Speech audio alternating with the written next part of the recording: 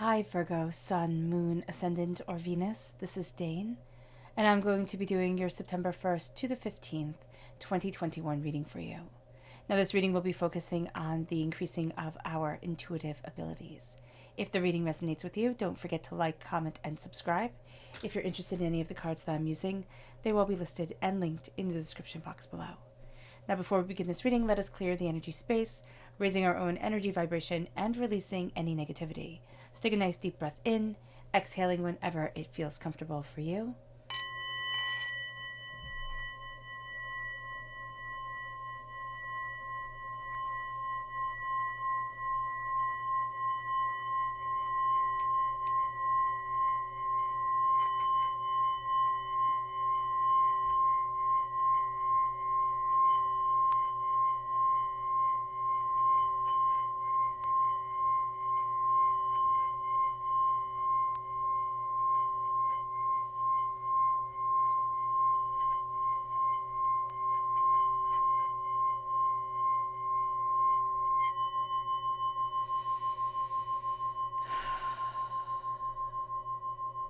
Releasing all negativity from the body like storm clouds.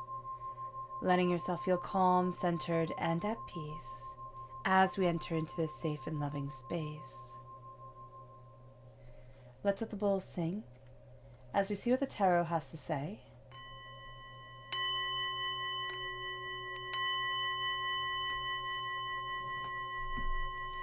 Virgo, September 1st to the 15th, 2021 Virgo, increasing intuitive abilities. Angels and spirit guides show me clearly. Guide this reading and show me clearly. Angels and spirit guides show me clearly. Guide this reading and show me clearly. Angels and spirit guides.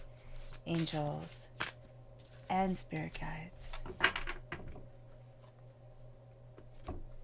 Angels and spirit guides show me clearly. Guide this reading and show me clearly. Angels and spirit guides. Angels and spirit guides. Angels and spirit guides show me clearly. Guide this reading. And show me clearly. That one obviously needs to go there. Angels and spirit guides. Fantastic. At the bottom is our rooted self. The left-hand side is our inner self. The middle, our heart, our emotional self. The right-hand side, the public arena, the public self. So let's see what the tarot has to say. We start off with judgment. This is a rising above. And then we have the hermit. In Virgo, that's us. So there's this beautiful essence of our hearts being judged against a feather, asking, are our hearts light? Are we able to move forward with beauty and confidence within ourselves?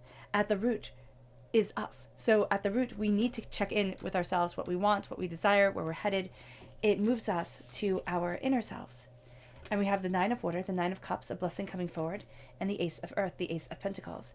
This has to do with the body, the alignment of our spirit and our desires. This is a gift just for us as Earth sign energy that leads to a wish being granted, that leads us to really being able to move forward. It brings us to the Ace of Wands, fire sign energy, Aries, Leo, Sagittarius, but the sense of passion and creativity coming forward. And then we have the Three of Swords. It's around this passion and creativity comes forward around what has once struck us right out of the sky, broken our heart and broken our wings. And now we're going to see ourselves taking those arrows that had fell us, that had made us fall, that had taken away so much from us. And now we're starting to say, no, that part of my life, though lived, is over. And it doesn't get to have that power over me anymore. A part of being being in tune with our intuitive self is being able to understand who we are. A person who is crazy within their own spirit, meaning they kind of like bounce off the walls from this to that to this to that, and doesn't know peace within themselves. Even just moments of peace will not be able to increase their intuitive power. So that's going to be so important for us here. For what has broken us now becomes the compassion for which we are strengthened from. It brings us to our public arena. We are the Page of Pentacles, represented by the Pentacles in the minor arcana, by the Hermit in the major, and we're coming through with both right here. And then we have the Sun. So we are a student of our possibilities and our prosperity, and that leads us to the Sun. That leads us to joy and bounty and abundance and being able to really bask in that. Now let's look at the energy we need to be mindful of. What is the energy that Virgo needs to be mindful of? Angels and spirit guides. Show me clearly. And we have two right here. It is the Strength card and the King of Cups.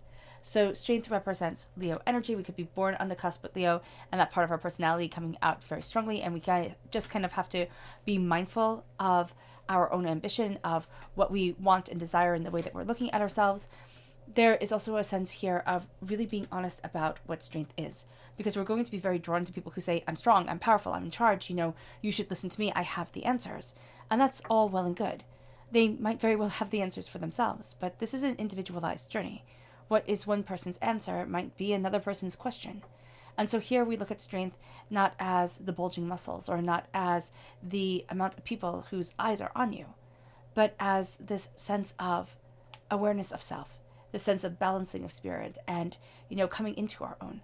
And it brings us to the King of Cups. We have to be very mindful. As much as we're going to be attracted to people who say, look how strong I am, look how powerful I am, we're also going to be very attracted to people who are hemorrhaging, who are hurt and who are disparaging and who do not know their way or their place, but you can see this great potential in them. And we're going to want to be like superheroes to sweep in and rescue them. We have to be very mindful of this person pulling us down and this person demanding more from us than we might be able to give or we might be willing to give. And it's a time where we have to say, I cannot sacrifice me for you. And this isn't talking about, having to do so for a loved one or a family member where it's like, okay, I have to sacrifice my time, I have to uphold my responsibilities. This is saying that other people do not get to be more important than you yourself are. This isn't looking at ourselves as we embrace our intuition and our psychic abilities and our, empathic awareness and saying, oh, I don't matter. Because if I don't matter, that means I'm giving more to the world. No, if we say, I don't matter, I get to put myself last. It means that I'm putting more stress on me. That's going to make this journey harder. That's going to make this one of the lessons that divinity is absolutely going to teach me. It brings us then to our chakra energy. Angels and spirit guides, show me clearly. Guide this reading and show me clearly, angels and spirit guides. It's clarity, the third eye chakra.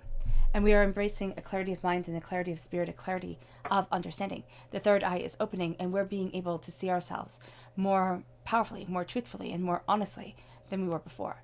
If we do not let our third eye open, if we do not meditate on our third eye or let this kind of like intuitive understanding guide us forward, we're going to be missing out on so much that is going to be powerful and personal and guiding for us during this time. It leads us to judgment. It leads us to this space being a sense of our hearts being judged, because that's what Anubis does. In ancient Egyptian tradition, your heart was judged against a feather, it was weighed against a feather, and if it was heavier than the feather, you were not let into paradise. And what this means for us is, what weight are we carrying around in our hearts? We see it coming through in the emotional world. We see the Three of Swords coming up, and that's the weight of the heart, the hurt, the pain, the disappointment, the anger, the upset, the despair. And what judgment is saying is, when are you going to let your heart be free? When are you going to let yourself rise out of darkness? And this is a question simply for you, Virgo. Nobody else can answer it but you. What is the light that guides you forward? What is the beauty that leads you to your prosperity? What do you want and what don't you want? And where is it that you want to be? The Hermit comes in and says it's about my space and my sacred understanding. It's about looking at the wishes that guide me, because in the Rider-Waite-Smith deck, the lantern has a star in it, and the star is Aquarius energy. And that is a sense of the stars and our wishes and our deepest desires coming forward. How do I move forward in me? How do I understand me? How do I, embrace what I desire? Because divinity in our inner selves is handing us a gift for ourselves. A gift of prosperity and success, a gift that starts to make things overflow. And it doesn't mean that it has to overflow with things. It means that it overflows with experiences. It overflows with understanding. It overflows with the bounty that we are creating. It overflows with the way that we are seeing ourselves.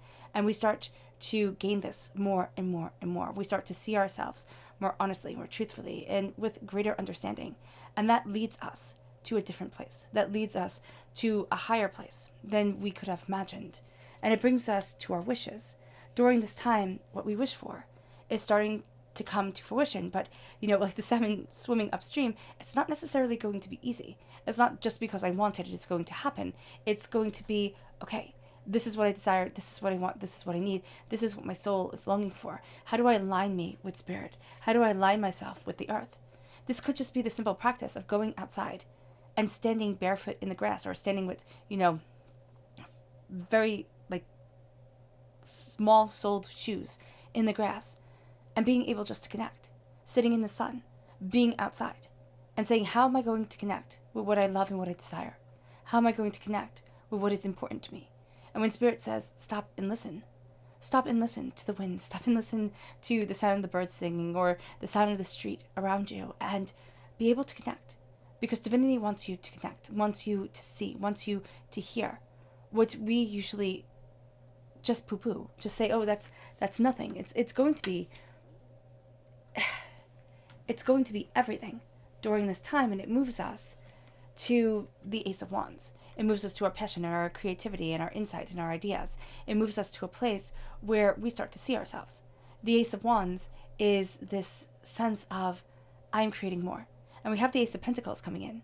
And with the Ace of Wands at our heart, it's like, I'm creating more in the waking world. The waking world is going to be what we're really concerned with. So when we have clarity come in with the third eye chakra, when we have ourselves coming forward as the Hermit, which is all saying step back and connect to spirit, we can actually find that to be a bit of a challenge during this time. Because our gifts, the gifts that divinity is lining up for us, have to do with the waking world, have to do with wanting us to be in the middle of everything. And as we step back from that and say, I take these gifts, but I also remember myself and my purpose and why I'm here on this earth and what it is that I desire, it leads us to the Three of Swords. Why is it easier to look at the external than at the internal? What is the heartbreak, pain, and disappointment that stops us, that silences us, that holds us back, that says, I can't when we know we can? And so with the Three of Swords, we look at that heartbreak that shaped us. We look at that pain that had defined us.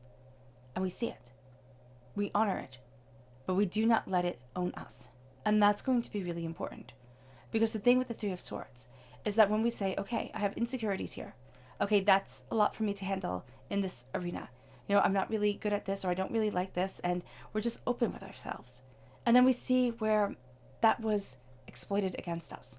That was used as a weapon by someone to make us feel less than. Especially if it's a disability or something we don't have any control over, we think, well, what's wrong with me?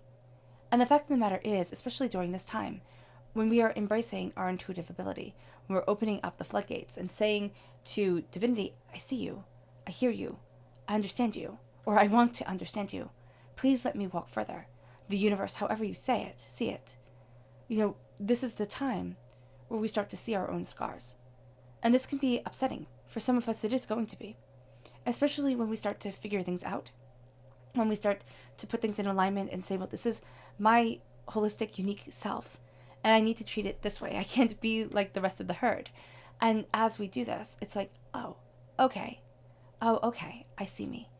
I see my pain, I see my hurt. But then we can go to the place of, well, what if I saw this earlier? What if I solved this problem earlier? What could my life have been? And we have to kind of step away from that, because that's a little bit poisonous to us. So we take the hurt and the pain, we acknowledge it, we see it. We do not let it define us. It moves us to the Page of Pentacles. In the public arena, we are the student. We're the student of our prosperity, of what we're planting, of what we desire, of where it is that we want to be. We're the student of who we are, and we're the student of what we are creating. As we embrace the student mentality, as we embrace this tenacity forward, we have to understand that more questions are coming to us than answers. We have to understand that there is so much more leading us forward than we ever thought there was. And as we do this, we connect with the seeds that we have planted. We connect with what we want to develop and grow within our lives. And it moves us to the sun. It moves us to being able to shine brightly. It moves us to love and joy and success. It moves us to shining within ourselves, being able to, put our face towards the sun and say, I'm here. I see me. I embrace me. I shine with my light. Now, when the sun comes forward, especially when we're embracing our own intuitive powers, this can have us being taken by eyes. This can have people start to bully us, start to tease us, say, well, if you're successful, why can't I be? I'm so much better than you are. And that's fine for them to think. But we need to not be dragged down by it. Because as we embrace our intuitive powers, as we embrace our intuitive abilities, we feel things so much more deeply. And we have to understand that some people, they just need to embrace their own traumas. They just need to embrace their own traumas. And that we still get to shine.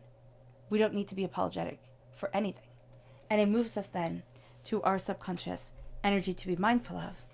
And that's the Freyot. It's Sagittarius energy. But this is also the sense of being very mindful of the person who, again, claims to have all the answers.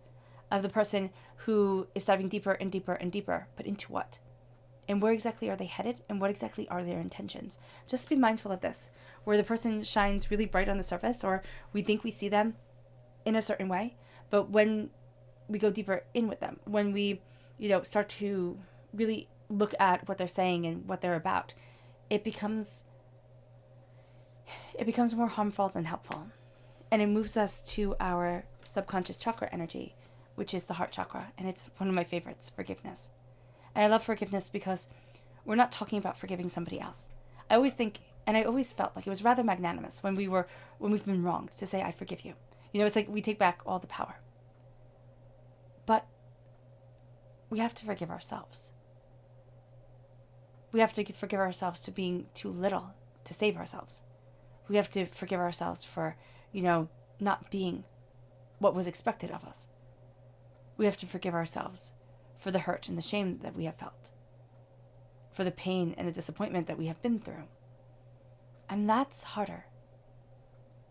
And also, we have to be honest, because we know when we're, BSing. We just do. We know when we say, oh, I forgive that person, we can say it and not mean it at all, but know that it's the thing that other people want us to say. When we say that I forgive myself, and we don't feel it and we don't mean it, we've betrayed ourselves again. And that's one more thing we need to forgive. So by embracing our heart chakra here, and by seeing our truth in what we greatly desire, we're opening up that door in a really real way. To say there's more here than meets the eye, and there's more for me than I ever realized.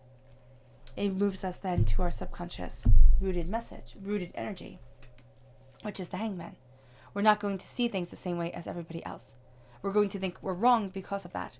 But because it's at a subconscious level, we can just have this underlying sense of kind of imposter syndrome. I'm not supposed to be here. I'm not supposed to be embracing this. Why? But it's because we're seeing things differently than those around us. And we're going to think, oh, well, I'm wrong. They're right. And that's not the case. It moves us to our subconscious public arena energy. Inner self energy. And it's the Two of Air, the Two of Swords. There's a new way here to fill our lungs, to move ourselves forward. New power coming forward that enhances and embraces our voice, our breath, our expression of self, the way that we talk with spirit and through spirit. It brings us then to our subconscious emotional self, and that's the 10 of Cups. And they all live happily ever after. That's what our heart wants. But when we say they all live happily ever after, it's not in the way that happiness works for one person or the people, that we see on television. It's saying I get to live in my happiness and my joy, not having that taken away by anyone, and letting my passion and power guide me and shine within me. This is the time to claim our own individual path forward, our own individual happiness, without letting other people's opinions shout over our own. It moves us then to our subconscious public self. And that's the High Priestess. We are creating something beautiful that is often overlooked by others or feared by others. This is a time where the veil is lifted from our eyes, and we can see the webs that others are spinning, that we are spinning ourselves. There is a sense of beauty, there is a sense of pattern, there is a sense of harmony and realization. Embrace it. The High Priestess, when we talk about intuitive power, she's like the powerhouse. Subconsciously, we are further along than we realize. especially within the public arena. Don't doubt your gut so much. Listen to yourself. Embrace what is needed. Be kind to yourself. And Virgo, you will be surprised at how far you advance during this time. All right, Virgo. I hope this reading has resonated with you. I wish you nothing but light, love, peace, and happiness. May harmony always be with you. I'm sending loving, healing energy to each and every one of you. I love you all, and stay safe. Let's end this reading with a meditation, a clearing away of negative energy, a raising of our positive energy as we take the gifts that are coming our way. So take a nice deep breath in, exhaling whenever it feels comfortable for you.